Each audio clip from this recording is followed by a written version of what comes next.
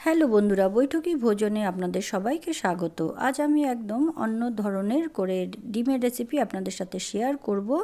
এই রেসিপিটা ডিনারে ভীষণই ভালো লাগবে, অবশ্যই একবার করে দেখতে পারেন। বাচ্চাদের ভীষণই ভালো লাগবে, ওরা ডিম খেতে পছন্দ করে। তাহলে চলুন কিভাবে করেছি দেখে নিই। আমি এখানে 3টে ডিম নিয়েছি, ডিমগুলোকে ফাটিয়ে নিলাম, দিয়ে দিচ্ছি নুন। তারপর দিয়ে দিলাম এখানে আমি চিলি ফ্লেক্স, এর সঙ্গে দিয়ে দিচ্ছি গোলমরিচ গুঁড়ো, দিয়ে খুব ভালো করে এগুলোকে ফেটিয়ে নেব। যেইভাবে আমরা ডিমের অমলেট করি ঠিক সেইভাবে করেই আমি এগুলোকে ফেটিয়ে নিয়েছি। এরপর একটা ফ্রাইং প্যানে তেল দিয়ে দিলাম। তেলটা গরম হয়ে এলে আমরা সেই ডিমটাকে এর মধ্যে ভেজে নেব, কিন্তু এর মধ্যে দিয়ে দিচ্ছি আমি মাখন। বাটারটা তেলের মধ্যে দিলে খুব সুন্দর একটা স্মেল পাওয়া যায়, আর দেখবেন এইভাবে করে রান্নার স্বাদটাও পাল্টে যায়। তো অবশ্যই এইভাবে একবার আপনারা ট্রাই করে দেখতে পারেন। আমি এখানে ডিমগুলো দিয়ে দিয়েছি, আর ডিমটা একটু ডিমের অমলেটের মতনই ঠিক করব। এইভাবে করে নাড়িয়ে নেবেন। আমরা ঠিক অমলেট করব না, ঠিক এইভাবে করে আমি সামনে পেছনে করে এইভাবে করে নিচ্ছি। ছোট ছোট আকারে এগুলোকে রেডি করে নেব, যেন লাল না হয়। লাল হলে কিন্তু ভালো লাগবে না, একদম লো ফ্লেমে করতে হবে। এইভাবে করে পিস পিস করে নিয়েছি, ছোট ছোট করে, দেখতেই পাচ্ছেন। তো এইভাবে অবশ্যই একবার করে দেখতে পারেন, আশা করি ভালো লাগবে আপনাদের। এরপর আমি এই তেলের মধ্যেই রসুন দিয়ে দিচ্ছি। রসুনটা আমি ছোট ছোট করে কেটে নিয়েছি।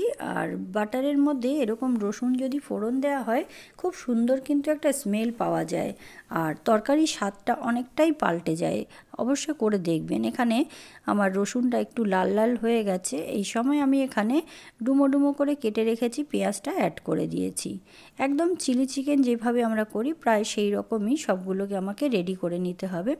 এখানে আমি ক্যাপসিকামটাও অ্যাড করে দিলাম, দিয়ে এগুলোকে লো ফ্লেমে আমি একটু ভেজে নেব। যতক্ষণ না কাঁচা গন্ধ চলে যাচ্ছে এগুলোকে ভাজতে হবে। তারপর নুন দিয়ে দেব। এখানে 2টো কাঁচা লঙ্কা দিয়ে দিচ্ছি। ঝালটা কম খেতে চাইলে এখানে লঙ্কাটা স্কিপ করতে পারেন।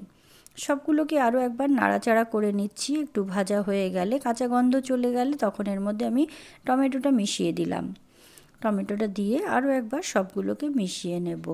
বেশ নাড়াচাড়া করার পর এর মধ্যে আরও একটু চিলি ফ্লেক্স দিয়ে দিচ্ছি, আর আবার একবার এইভাবে করেই নেড়ে নিলাম। লো ফ্লেমেই আমি করছি এই রান্নাটা, কারণ পুড়ে গেলে ভালো লাগবে না। সামান্য গোলমরিচ আমি এর মধ্যে আরেকটু অ্যাড করে দিয়েছি। আরও একবার সবগুলোকে নাড়িয়ে নেব।